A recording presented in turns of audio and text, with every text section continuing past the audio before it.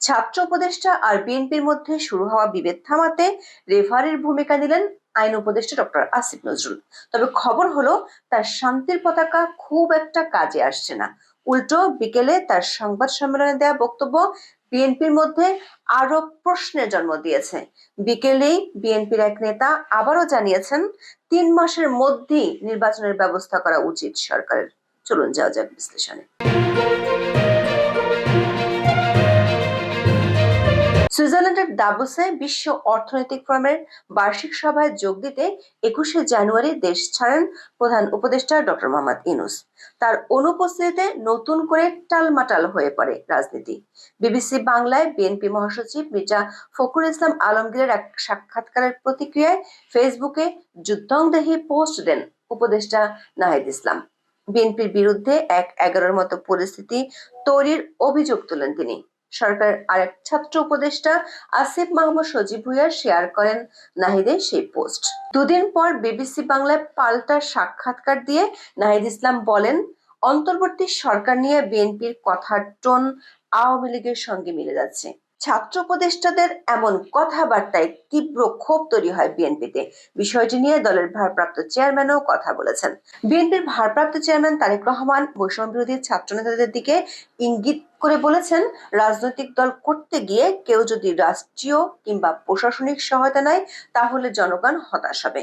বিএনপির সঙ্গে টানাপোড়েনের মাঝে জটিলতা আরো বাড়িয়ে দেন উপদেষ্টা মাহফুজ আলম। চাঁদপুরে 25শে জানুয়ারি বিকেলে এক সমাবেশে তিনি বলেন, যারা বাংলাদেশপন্থী নির্বাচন হবে কেবল তাদের মধ্যে।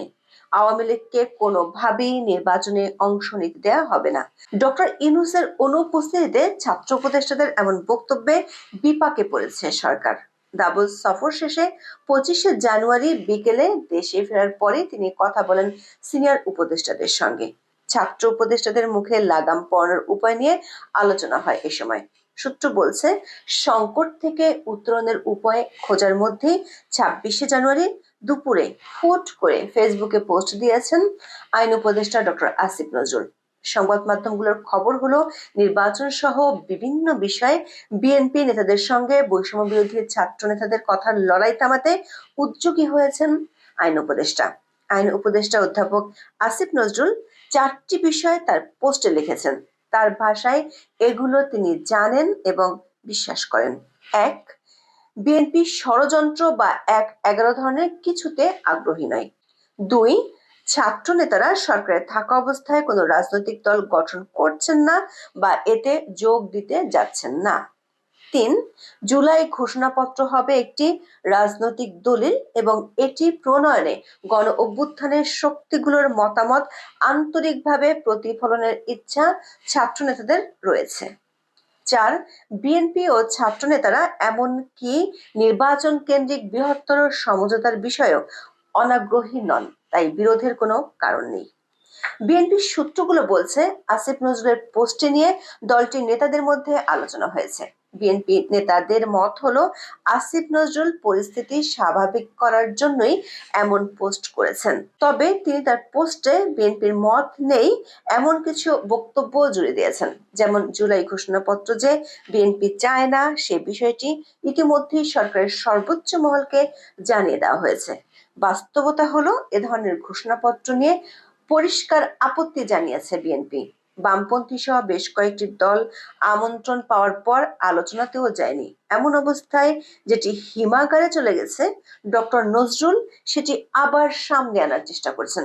বিএনপি নেতারা মনে করেন, ইতিমধ্যে রাষ্ট্রপতির পদত্যাগ, রাজনৈতিক দলকে নিষিদ্ধ করা এসব বিষয় নিয়ে অনেক জল ঘোলা হয়েছে।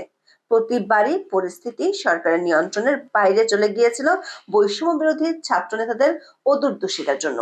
ওই পরিস্থিতিগুলোতে বিএনপি সরকারকে সহায়তা করেছিল। কিন্তু সরকারের 2জন উপদেষ্টা প্রশাসনের নিয়োগের ক্ষেত্রে বিএনপি হস্তক্ষেপ করছে বলে যে অভিযোগ করে, সে সম্পর্কে সরকারের পক্ষ থেকে এখনো কোনো বক্তব্য দেওয়া হয়নি। বিএনপির স্থায়ী কমিটির একজন সদস্য বলছেন, ডক্টর নজরুলের পোস্টটি অনেকটা ছাত্রদের মুখপাত্রের বক্তব্যের মতো শোনাচ্ছে। তিনি বলেছেন, ছাত্র নেতারা সরকারে থাকা অবস্থায় কোনো রাজনৈতিক দল গঠন করছেন না বা এতে যোগ দিতে যাচ্ছেন না, তবে তার এই বক্তব্যে আস্থা পাচ্ছে না বিএনপির মতো দলগুলো।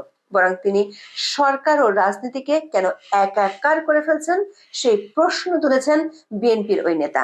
আসিফ নজরুল যে ঐক্যের ডাক দিয়েছেন তাকেও কোনো গুরুত্ব দিচ্ছে না বিএনপি, কারণ ইতিমধ্যে প্রধান উপদেষ্টা ঐক্যের জন্য যে দুটি সংলাপ ডেকেছেন সেগুলোতে বিএনপি কোনো আশার আলো দেখতে পায়নি। বরং বিএনপির মূল যে দাবি দ্রুত নির্বাচন, সে বিষয়ে সরকার উপদেষ্টাদের মধ্য থেকে পরিষ্কার কোনো বক্তব্য আসেনি। উল্টো প্রধান উপদেষ্টা দাভোসে গিয়ে বলেছেন দেশের মানুষ কিভাবে নির্বাচন চায় সেটি জানার পর নির্বাচন দেয়া হবে। বিএনপি নেতা মনে করেন এ ধরনের বক্তব্যের অর্থ হলো সরকার নির্বাচন সহসা দেওয়ার কথা ভাবছে না, বরং বিএনপি দেখতে পাচ্ছে নির্বাচনে দেরি করে ছাত্রদের দল গোছানোর জন্য যথেষ্ট সময় দিতে চায় সরকার। ফেসবুক পোস্টে ডক্টর নজরুল উল্লেখ করেছেন বিএনপি ষড়যন্ত্র বা ১-১১ ধরনের কিছুতে আগ্রহী নয়।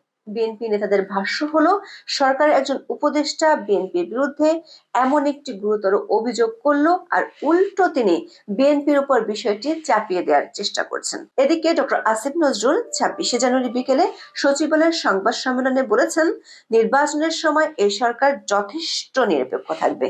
তিনি আরো বলেছেন বিএনপি নিরপেক্ষ সরকারের যে দাবি তুলেছে সেটা তাদের রাজনৈতিক বক্তব্য, রাজনৈতিক দলের সঙ্গে অন্তর্বর্তী সরকারের কোনো দূরত্ব নেই।